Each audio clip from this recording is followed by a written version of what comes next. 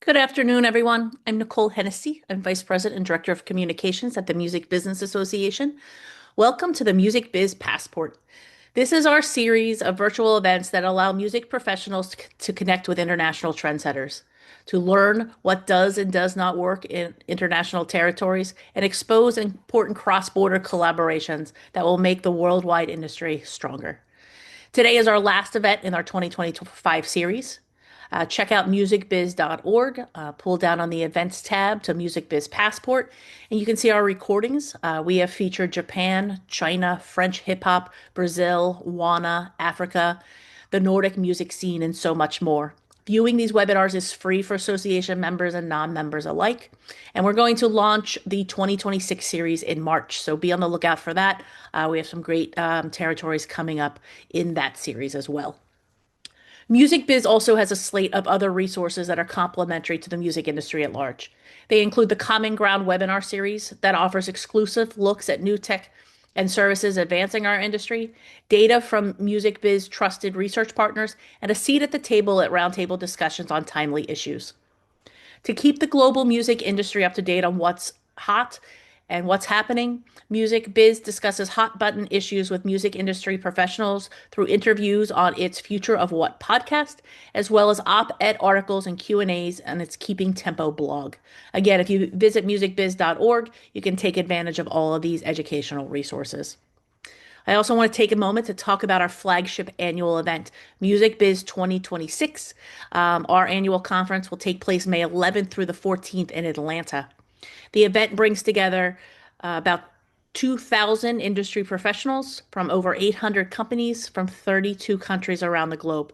Many call it the most productive days on the music industry calendar. A registration is open at musicbiz2026.com or musicbiz.org and pull down that events tab again to Music Biz 2026. As I said, registration's open, hotel bookings are open, and our call for presentations are open as well. That gives the industry a chance to submit panels and presentations for consideration on the program. Our program is about 80% crowdsourced. The deadline for that, though, is tomorrow. So if you have interest in that, please check out musicbiz2026.com. On the navigation there, there's a link for the call for presentations, and there's a form to put your ideas. So again, deadline for that is tomorrow. We're also currently booking sponsorships and meeting space for those who want to showcase their companies in a greater way. And you can reach out to me if you have any questions on either of those. So now for today's presentation. Today we have the rise of Musica Mexicana, lessons from the global music industry. We're going to discuss why the global music industry should take note from the rapid growth of Mexicana music and how it can serve as a roadmap for all artists. Today's presentation was organized by Downtown Music Holdings. The discussion will be moderated by Billboard's associate editor Isabela Raygoza, and includes representatives from Downtown Artist and Label Services, DeLuna Music, Carta Music, and MX and Company YouTube Music. If you have any questions for our panelists, I'm going to put them up here on the screen for you so you can see who you're going to be talking to today. If you have questions for your panelists during the presentation, there's a Q&A box at the bottom of your screen. Make sure you drop all questions for the panelists into that Q&A box, and they will be answered at the end of the discussion if there's time. If you want to chat amongst each other, there's a chat box there. Introduce yourselves, tell us where you're from, company-wise, and where you are in the globe right now. My colleague Amber is going to be in the chat. She's going to be sharing links to some of the things that I talked about here a little earlier. So please say hi to Amber as well while you're in there. So without further ado, let me turn it over to our panelists for our presentation on Musica Mexicana. So Isabela, you can take it from here. Isabela? Hi, everyone. Thank you so much, Nicole. Happy Tuesday. It's great to be here. Great to have this discussion. Yes, I'm Isabela Raygoza from Billboard Español. And yeah, it's great to have everybody here to discuss the rise of Música Mexicana. So yeah, our panelists, if you guys can please put on your screen so we can see everybody. And yeah, if we can have everybody introduce themselves before we start. We can start with Jorge Navarro. We can start with your name, title, company, and everyone, the same question. And what is your favorite song, album, or artist of 2025? We can start. Hey, thank you so much, Isabela. I'm Jorge Navarro. I'm based in Mexico City. Hey, Bruce. And I work at YouTube Music in charge of the music label partnerships for Mexico and the Andean region. And my favorite album of 2025, I think it would be, I don't remember the name, but Fuerza Regida's last album it's an album that I've been listening to a lot for the last 2 months, and it's amazing. And I think it would be that one. Awesome. Lorena? Hi everyone. I'm the director of A&R in downtown artist and label services. I basically I look for the artists and the labels that we want to work with and that we want to sign and that we want to develop. It's a very exciting job, and yeah, that's pretty much it. Oh, and favorite album, artist, Oh, or sorry. Yeah, song? forgot about that one. Favorite album right now, it's probably the new Neton Vega album. Mhm. Um, it's got a lot of the things that I like. Yeah. Awesome. And Daniel? Hello, everyone. My name is Daniel Luna. Uh, I've been living the many processes in the career. 20 years ago, I was a Warner music recording artist. Then I became an executive as a director of Mexican music for Warner Music. Before that, I was also Universal music recording artist. But 2024, I joined the independents,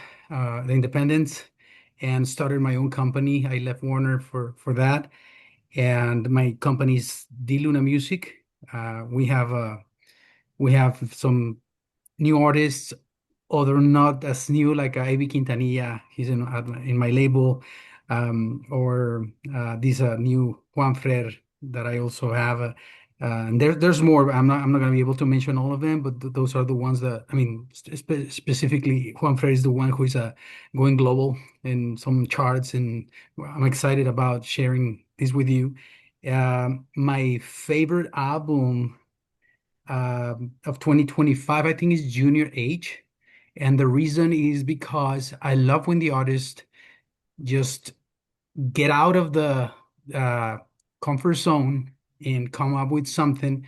Not everybody can do what they're doing, and not only Junior has done that, but it's awesome when they're like, you know what, I'm Junior H. I can do whatever I want. Not everybody can do that, because all these artists that try like to do one thing and then another thing and another thing, and everybody thinks like he doesn't know what he's doing. But when you have the name and the weight like Junior H, he can be Luis Miguel if he wants. He I did love it. that passion. Yes. Yeah. And obviously, last but not least, Carlos Santos. Hello, everyone. I'm Carlos Santos. I'm a co-founder of K Music, which is formerly Kartel Music. I don't think I have a favorite album, but I do have a favorite song that's from Neton Vega. Is I don't want to say the name, but it ends with Luna. The first word, but that's a really good song to me. It to me it just shows that he just doesn't just do corridos. He has a soft side and he has a vulnerable side of him that we all have, and I think that was really good of him, and that was a really good song. Amazing. So yeah, so for the first question, for anyone, so Música Mexicana, as we have seen in recent years, has broken so many boundaries. Obviously, we've seen, Fuerza Regida reach number 2 on the Billboard 200, the first time a Mexicana album reached that level. Peso Pluma and all these artists have become, like, a lot of them household names. So what do you think makes this genre so uniquely positioned to connect with, a global audience? Anybody that wants to answer? I mean, I could say something about that.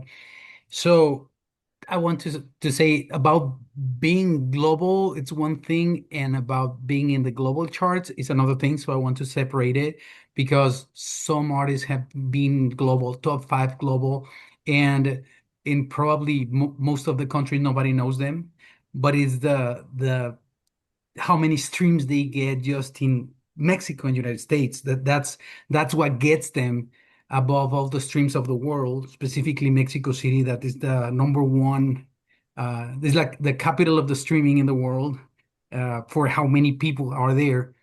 So uh, that's one thing that being like being in the charts has make everybody else look at the Mexican music because it's like who's in the top five, and then it's a process. At some point, they're gonna be discovered by many other countries because everybody's wondering what they're doing in the top five or top 10 or top one even. I love that point of view, and that's true. The region really does matter, like the amount of the concentration of streams and that. So I do like that perspective. So Jorge, as a music partnerships manager of YouTube, what notable achievements have Mexican music artists made on the platform this year, specifically in terms of views and chart positions? Well, a lot. Of course, Música Mexicana is has like a very strong presence in every chart on YouTube, like the trends chart, the top artists, the top songs. So, uh, just to say something, like the only artist that is on our top 10 right now in Mexico is that is not Música Mexicana, is Bad Bunny, for example. Wow. So everything is around Música Mexicana right now, not only in Mexico but also in U.S. Latin, in other countries as Colombia even. So, and one of the milestone of the most important milestones this year, I think, it's that, for instance, Grupo Frontera just joined the 1 billion club views artists. So it's one of our most important milestones on our platform, and they joined the club with 2 songs this year, so it was huge.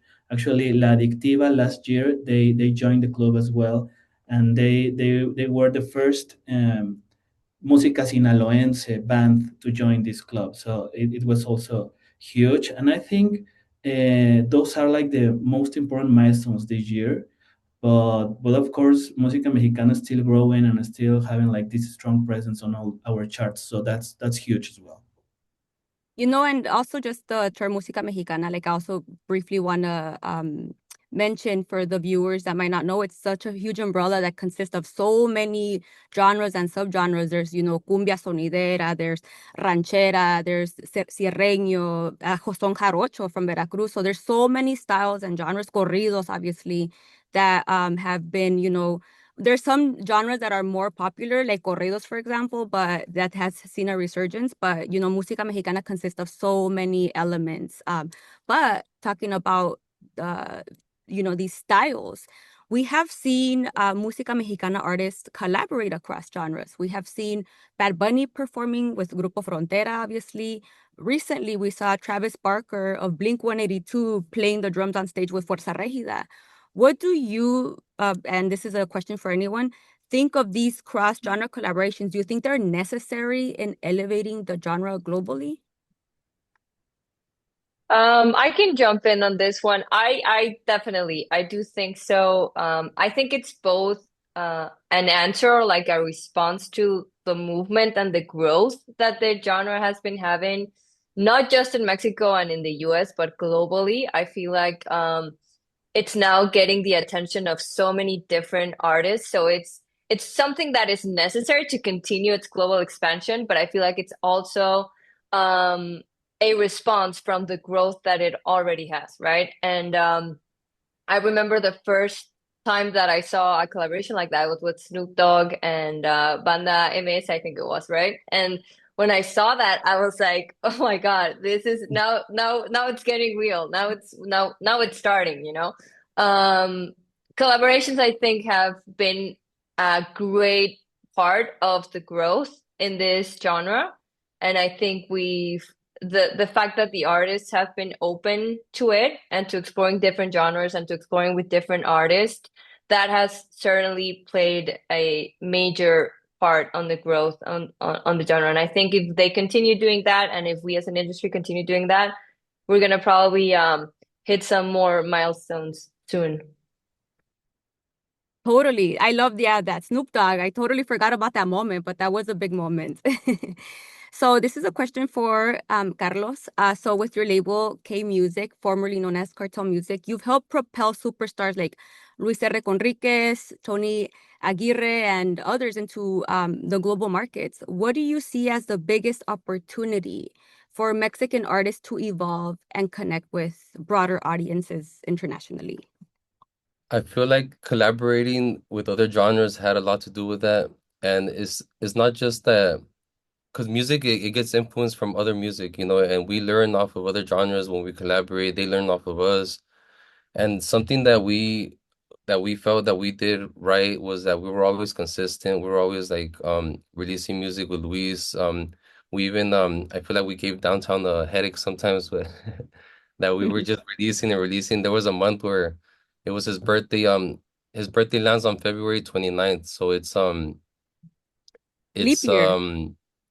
it's a month that he wanted to release music every single day of that month.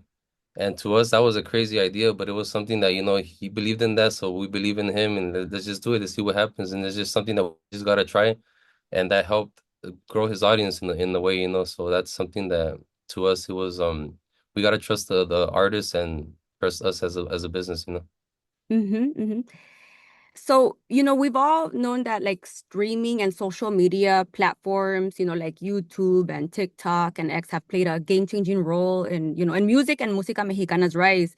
So how do you see these tools evolving within the next few years? And how important is it for you guys to like really tune in into these tools to propel your artist into further markets for anyone? Well, I can talk from the YouTube perspective that of course is evolving. We just had like this year a very good years in terms of new tools, for example, and we now have like this collaborations tool where two channels can collaborate in one song, in one video, and we are implementing a lot of tools in terms of super fans, how to keep motivating the consumption of their favorite artist, and yeah, I think that YouTube is going to keep evolving to be the best, to be the best, the best site for every music fan, and where you can go and you can find wherever you want from your favorite artist. So in my perspective, yeah, it's going to keep evolving for the next years, and the team is working hard to do this, Mm-hmm. make it possible. Yeah. Daniel, did you want to also mention something or? No, with the tools, I mean, right now everybody's talking about AI, um, and the threat that it is for Totally. not only for our industry, but for many other industries. And some people will refuse. You remember how when Spotify came up with the idea of streaming directly from their platform, many artists would not want to have their music there, especially like I don't want to say the old ones, but big artists, they didn't want their music in Spotify, and they fought against it until they just when you cannot be the enemy, you just join the enemy. Same thing, I think, in this case with the AI and all the tools that are out there. I think we have to stick to it and learn how to use it, and then, or even if you know how to use it, you could also defend yourself, your interests against it, because if you just ignore it, it's gonna eat you. And many musicians could be replaced by, I don't need to hire guitar. I mean, yeah, I'm not talking about the live world. Concerts are never gonna be replaced by Mhm. by AI, but the recording itself, instead of hiring a musician, you ask the AI to do the guitar or the bass or whatever, and it's gonna give you something amazing. So we have to we have to learn about it a lot. No, that's definitely a very uncertain thing with, the direction of technology and the future. And that's something that we've been here also discussing, even in the editorial part. And Carlos, if you want to add to that. Yeah, I just wanted to add too about that topic of AI. That's something that's an important tool that we shouldn't be afraid of. That of it replacing us. We gotta learn how to use it to our advantage and use that to help us grow, like because it's something that's already here, so we're not gonna stop it, you just can't be afraid of it and just adapt to it, I guess you can say. Totally. I mean, there's been so many like moments in just culture, right, where we are confronted with a new medium, and it's that, like, when the internet first was invented in like the early 2000s, right, when we all had access to it, like that full shift, and now we're like confronted with the AI. It's true. We have to learn how to adapt to it. So the question for Lorena. Lorena, as someone involved in artist and repertoire development, you're on the front lines of identifying and nurturing talent, working with artists like Tapi Quintero, Neton Vega, who broke out majorly this year. How do you approach building out your artists' creative vision while also positioning them, for the global stage? Sure. I think from our perspective in downtown, we're a distribution company, right? But we do have a focus that's more labeled services wise, so like trying to service as much as we can and with everything that our clients need. So we try to work with them. I'm gonna say this word, I don't know if it's the right one, but like holistically, right? To try to tackle every single angle that is needed for an artist to break, whether it's the digital outlets right now that are extremely important, right? Social media and campaigns, and just making sure that you've got your artist building there, but also not letting go of the traditional outlets as well, right? So trying to combine both so that the artist is present at every single point that we can have for them. So we try to be a strategic partner that tries to always evolve with the new things that constantly change in this industry. Make sure that we know what's trending, what's up to date, how can we better support them with pitching, with tools, with campaigns, with PR, with sometimes even radio if it's something that they need. But it's a job right now that I think goes hand in hand with the artist and the team, right? So nowadays I feel like artists have so much more control and power, let's put it that way, in their careers. So having a great team, a great label that's an independent label that's working with us and working together to really get their vision, their strategy, and then work together towards that goal. I feel like that's the way we've been doing it, and I'm grateful that we've been very successful at it, and having obviously great partners along the way, because this is teamwork, of course. Love that.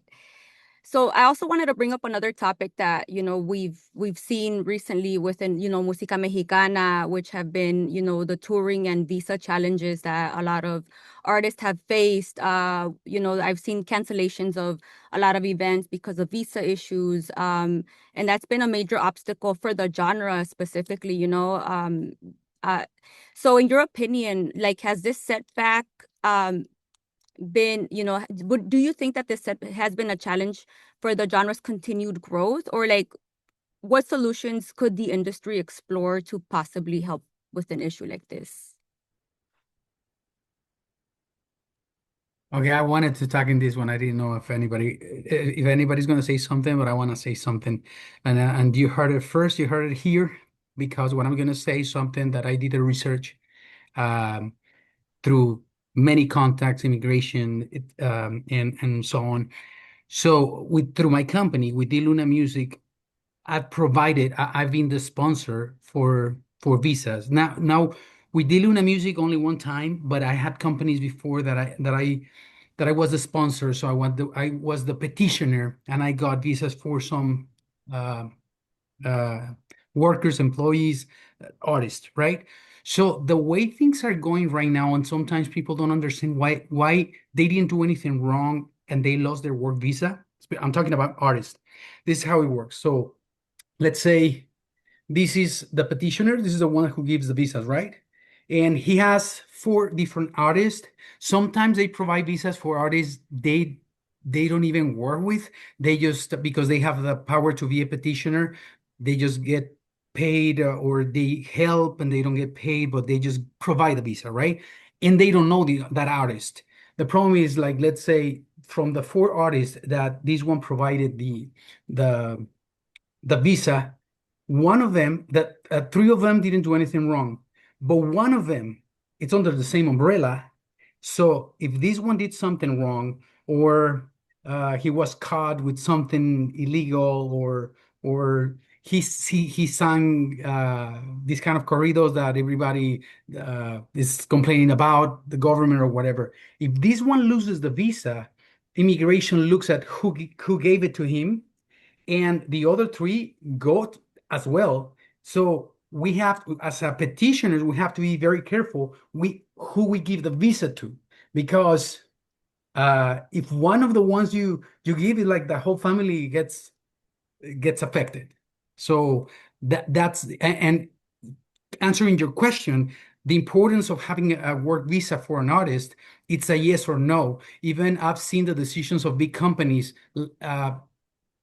rejecting an artist or not signing an artist that has a problem with immigration and cannot come to the US, because that makes a difference. It's like we're gonna have a limit, and having the work visa makes it go and rock it up in if everything else goes as desired. That's all I wanted to say. No, I mean that, yeah, thank you for sharing that. And yeah, definitely. I mean, it has been a huge setback, right? Like I was really disappointed with a lot of events here being canceled with, artists. And, I definitely hope that we see improvements, right, in this area.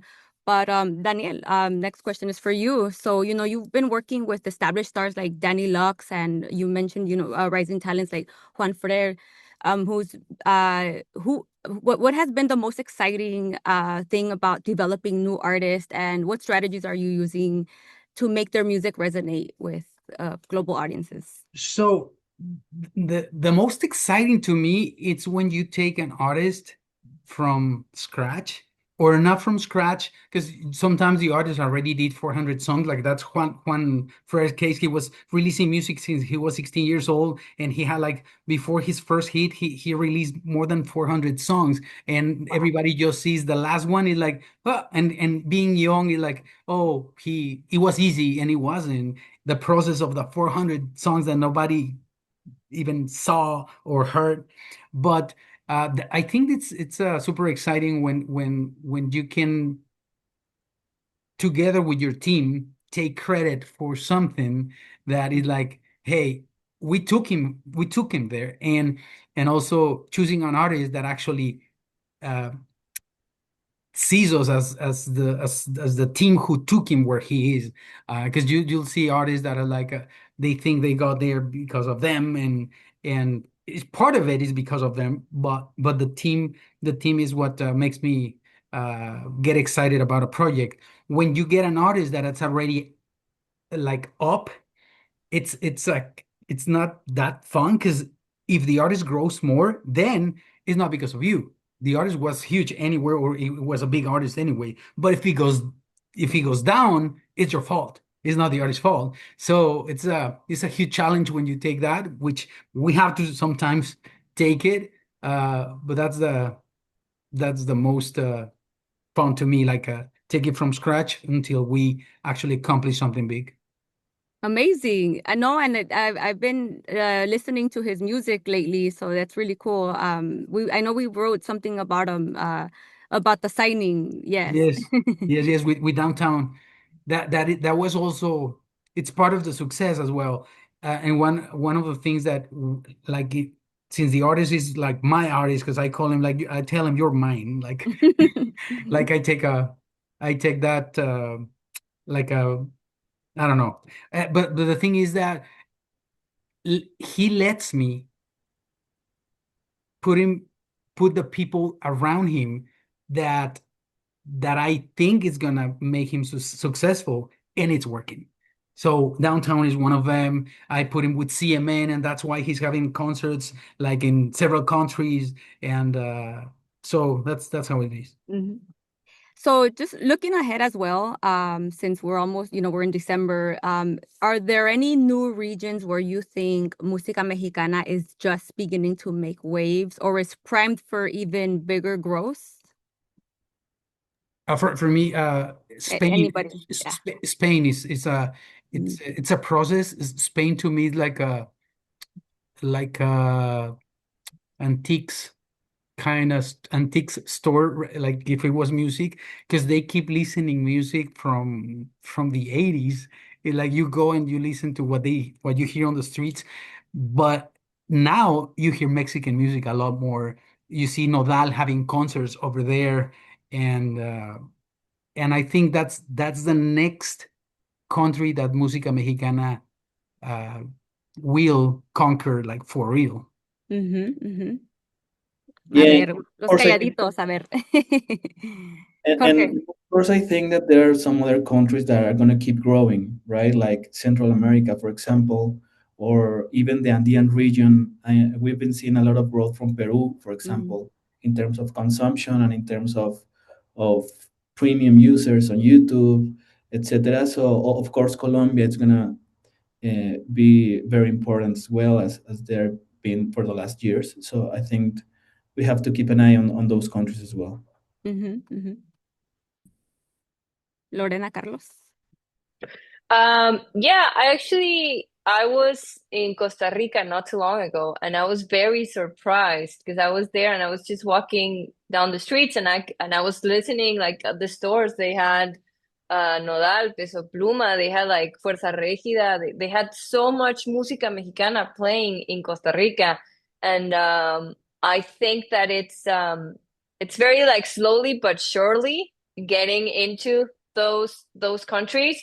And I think it's gonna get to a point where hopefully it becomes kind of like the pop in like the Latin world. Now especially now that we're seeing Música Mexicana artists being a little bit more adventurous with the genres and incorporating some like more traditional Latin pop into it. And I think that's gonna help with the audiences in other places, just really get that Música Mexicana going.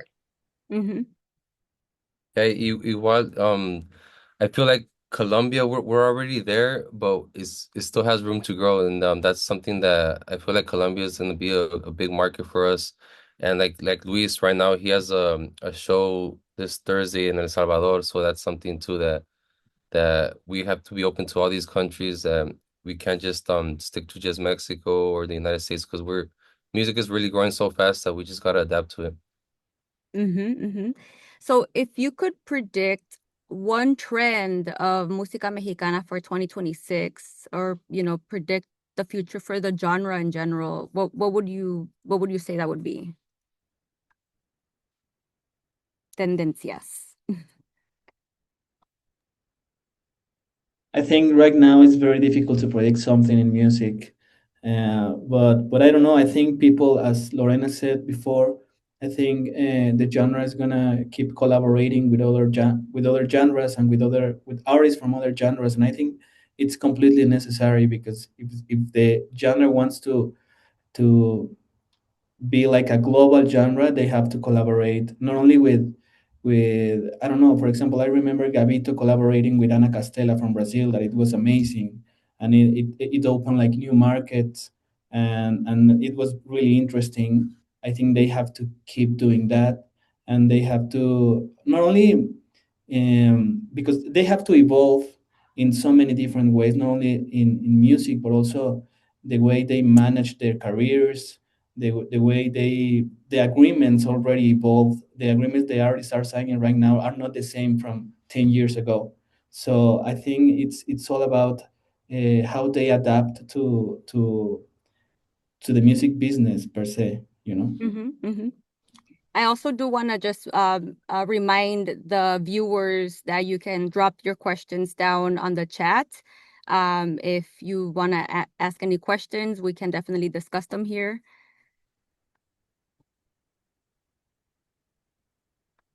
Lorena? Yeah, I just wanted to add to that, like the previous point, and that Jorge was just kind of like adding to that. I think that I think we've seen some amazing collaborations that have really put different genres together, like Frontera and Bad Bunny, for example.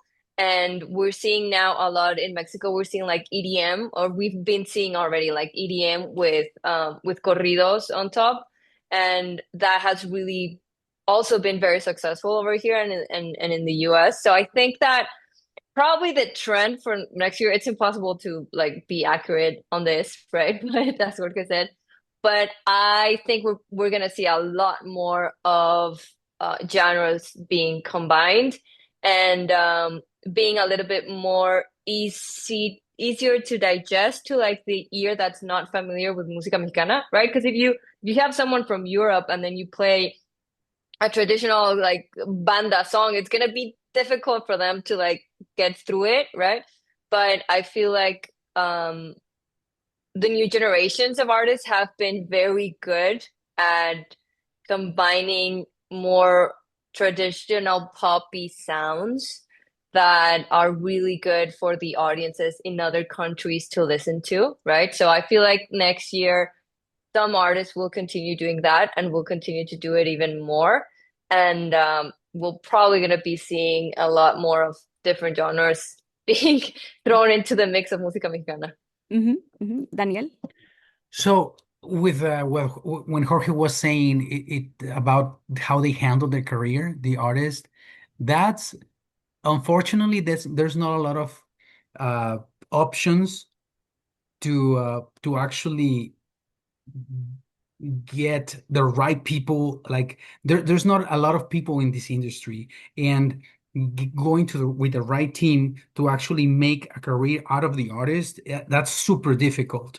And so most of the artists we hear is gonna be a one time, like a what you call it, a one time hit wonder or whatever. That's gonna be thousands and thousands, and the thing is everybody goes, oh, someone's having a hit, and everybody goes, tries to sign him, offers money, and then once they and on the next song it's gone. It was just a moment. That we will have a lot of, we already have a lot of those, but we're gonna have even more because it's getting easier just to become viral, but it's not about that. So how you handle the career, I agree with Jorge, but also the collaborations shouldn't be just like because like oh, this artist is big. It has to be like when I put a collaboration, I want them to meet. I want to see, like, to know each other, to talk about something else that is not music, and then at the end they end up collaborating, but it was not forced, right? So, and also the if you see this, the music that is working, it's music that has a background. Like if Shakira with when she hit the number one uh, global, Las Mujeres Facturamos. Ándale, I Visa don't. Rap With Session. Visa Rap, yeah, yeah. Yeah, but it was, but it was if I'm gonna say this, but if Pique didn't cheat on her, that song would have never been number one in the world. Existed. So it has to have that side of personal stuff in the song of the artist. And it's like, no, she's not singing it just because, or just thinking that she's gonna be number one. She's singing it because it happened to her. That's something that if the artists do something because of those reasons, then people's gonna pay more attention to them. I love that. Jorge? Sorry, I completely agree on what Daniel just said. I think that's why A&R, I think, is gonna be like a crucial pillar for the next year for Música Mexicana, because A&Rs have to find like real artists, like honest artists that are going to succeed in the long term, not only because they are part of a trend, and I'm sure that there's like a whole new generation of musicians out there, like in middle school, that grew up listening to Peso Pluma or to Gabito or whatever, and they're learning how to play tololoche and charchetas, and they're in the new generation, and the A&R teams have like this um, task to find them and to find the real artists to succeed. I think that's why A&R is going to be like crucial for the next years. I love that. No, and there's, even I'm based in New York City, but I've seen like out there that, some people have believed that que pues New York isn't a place for música mexicana, that it's about reggaeton, merengue, Fania All-Stars, the Mark Anthony's, pero there's been a little movement happening here, like frontman playing the tololoche, and so I definitely feel like there's a lot of little pockets out there, pero sí, there's a lot of discoveries to be made y todo eso. Pero hay una pregunta de Adriana González. She's asking, I would like to address the mobility that Nathaniel Cano and Victor Mendivil, for example, had by moving from Música Mexicana to the urban space, pop, for Nathaniel Cano scene. So they've been navigating all these spaces, obviously beyond Música Mexicana. What is your perspective on this versatility for Música Mexicana artists? I would like to add there. A ver. So in my opinion, the first time I encountered that with Luis was Dembow Bélico. When I first heard that, to me that was like, okay, that was like something different from him. But I guess you can tell when an artist does it like naturally or when he's trying to force a song that doesn't really fit him, you know. And to me, that was something that just sounded like really good on him, and we trusted him, and we went along. We trusted his gut, and like us as a company, we're not the artist, so you know we can't tell him how to do his art. We can just help him in any way that we can in the business side. And to us, that was a big milestone for us because like after that, he started doing more music like that. People started accepting it. So I guess in a way, it's like you can hear when the artist is like forcing it or doing it naturally when it fits him. So like you just gotta be open to not just singing your the genre you're in and trying to like open a new world, you know.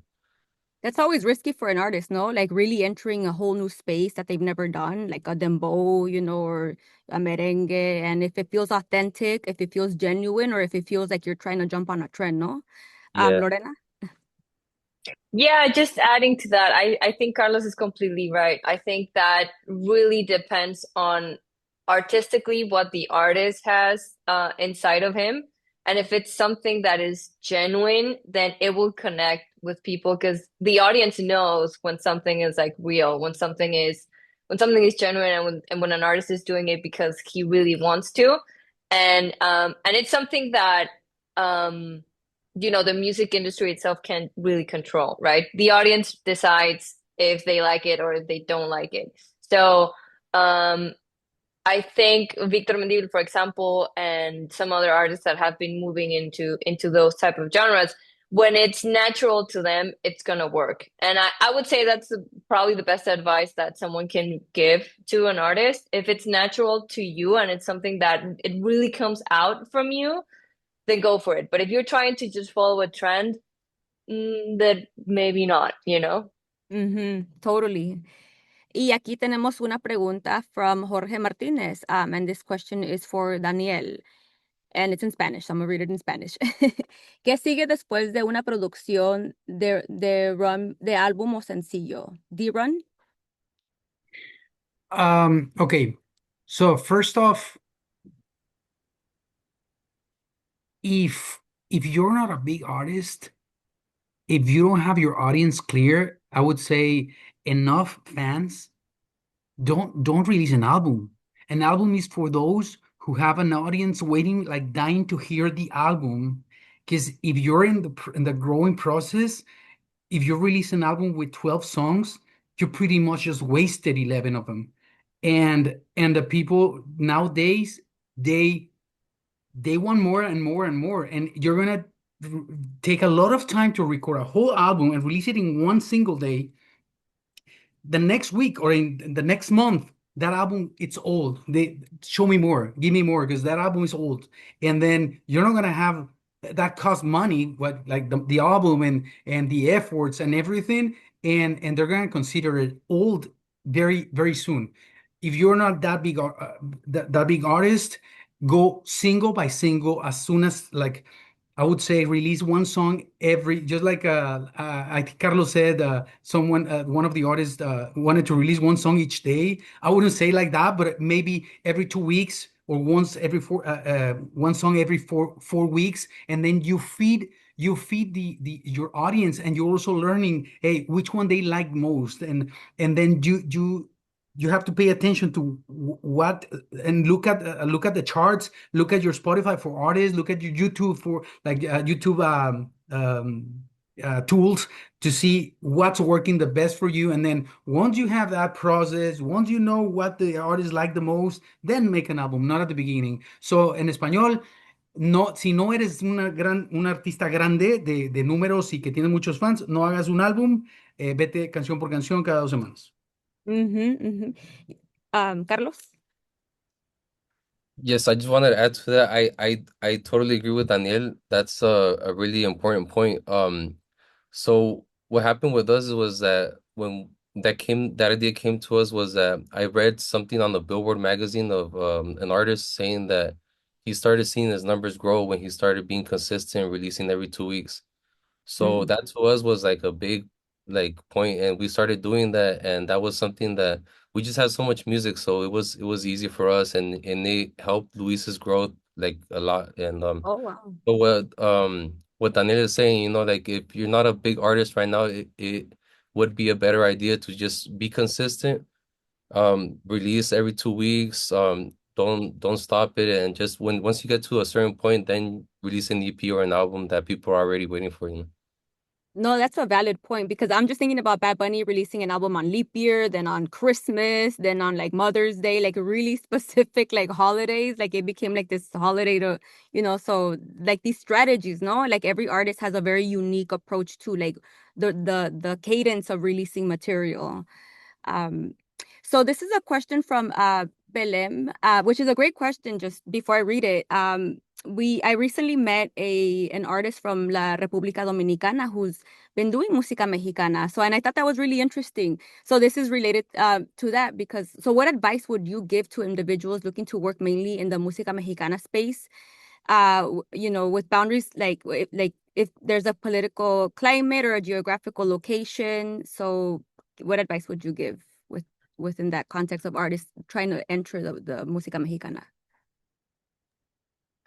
I mean, and this is my very personal opinion, right? I think it's great. I think just as when the urban movement and the reggaeton movement was like really growing from Colombia, and then Mexican artists started getting that dembow and trying to make it romantic, and then make the Mexican pop have that, dembow vibe to it. I think it's a great sign that people from other countries are trying to incorporate música mexicana.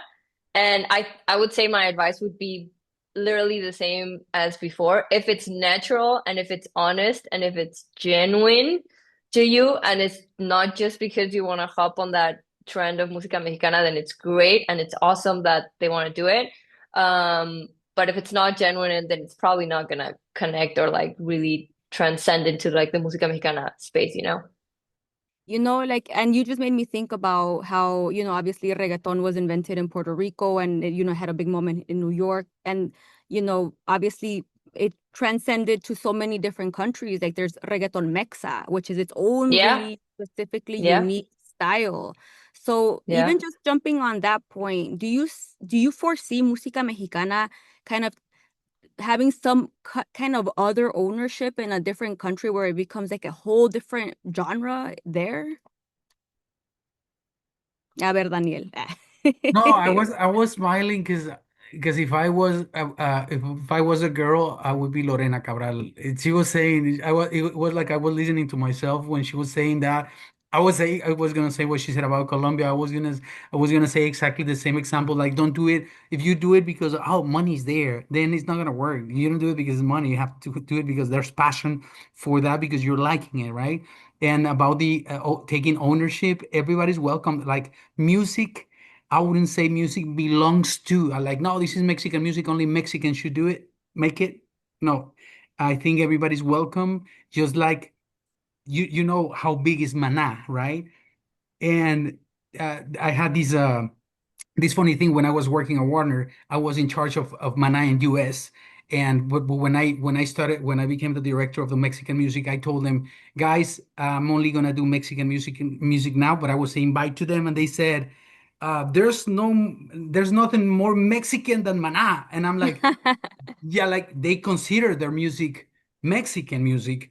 And I said, no, we're talking about like regional Mexican. But if you go a little further, Mana music doesn't, the roots of what they play, like what Sergio plays in the guitar, what Fer plays, even what Alex plays in the drums, they are getting the influence from the United States and and even other countries.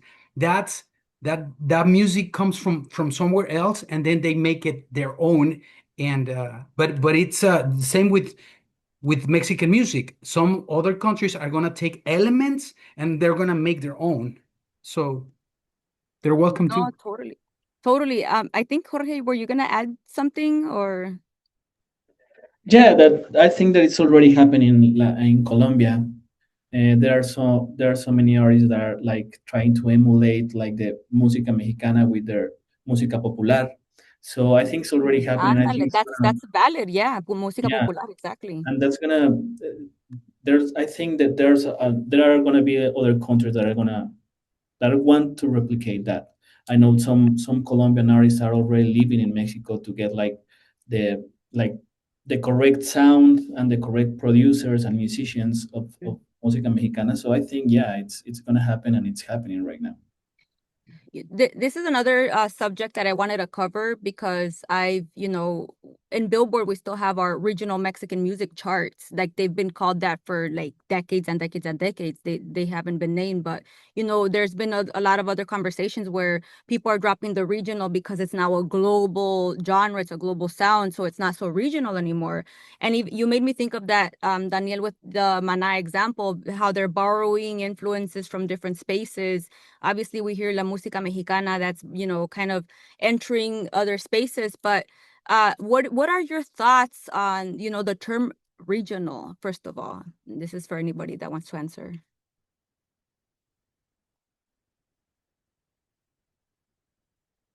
I'm sorry, Isabella, what was the question? The last What are like, your thoughts on the word regional Mexican music? oh, Because the there's a word. debate about it, like whether it should be named regional Mexican music or should the regional be dropped and just be called Música Mexicana. What are your thoughts on that?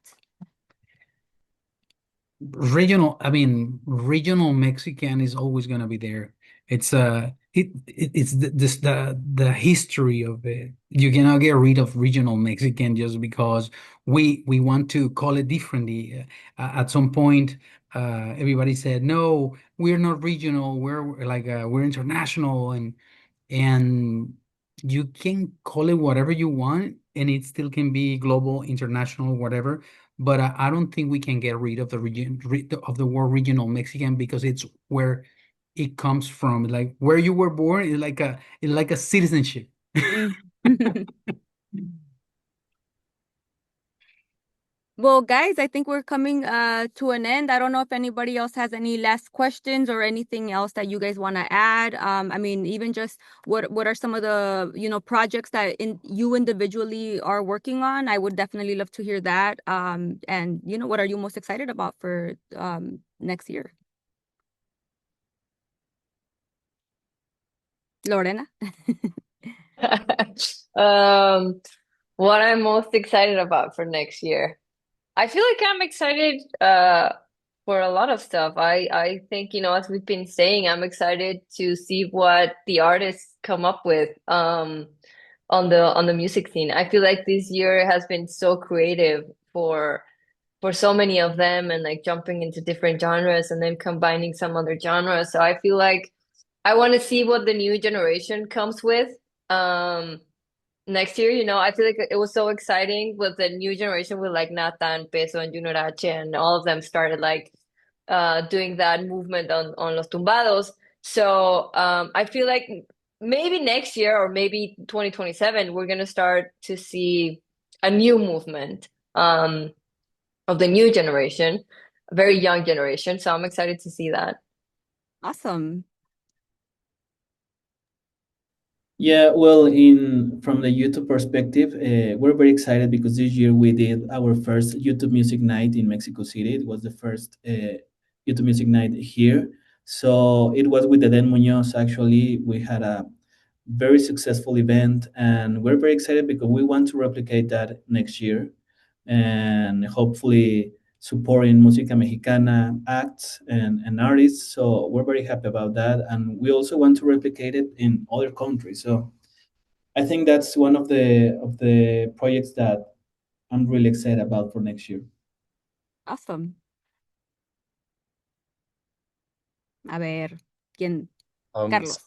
Same here, like with my experience with the artists that I have working with, they've always been really versatile in their music. Like Luis has always surprised us. I know there's many artists, the new generation coming up that we're gonna find out about this year or next year, that we just gotta be ready for that. And that's what I'm excited about, just seeing what this new generation is gonna give us and what we have to adapt to as well.